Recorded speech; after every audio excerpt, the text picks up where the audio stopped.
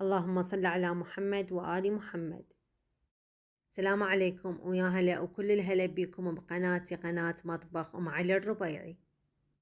اليوم حسوي وياكم تحلية باردة سهلة وسريعة وما تاخذ وقت والطعم رهيب.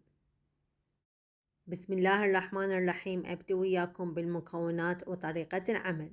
تابعوا الفيديو.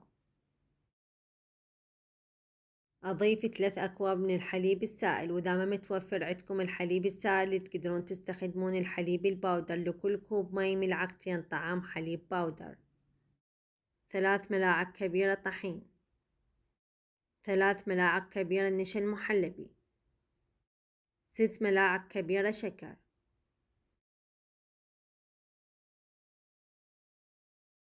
ملعقتين كبيرة كاكاو خام غير محلى.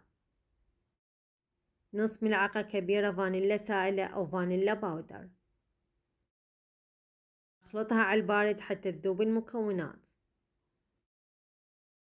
أخليها على النار مع التحريك المستمر إلى أن تثخن ويكون بهذا القوام، شوية تكون ثخينة. وبعد ما رفعتها من على النار أضيف عليها ربع كوب شوكولاتة اختياري. علبة قشطة الحجم الكبير. أحركها حتى تذوب المكونات ويكون المزيج ناعم.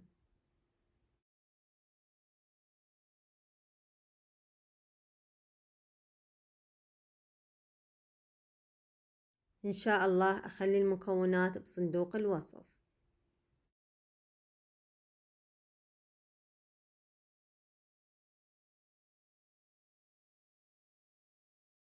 مباشرة هي وحارة أصبها بالكاسات.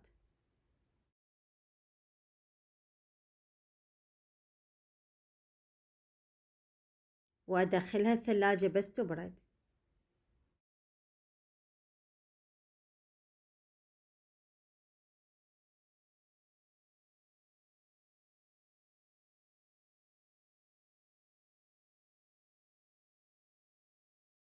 التزيين اختياري.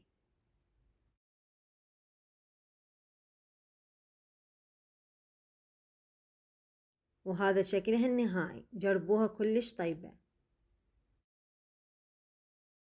جربوها وادعوا لي بالصحة والعافية. وعلينا وعليكم بألف عافية.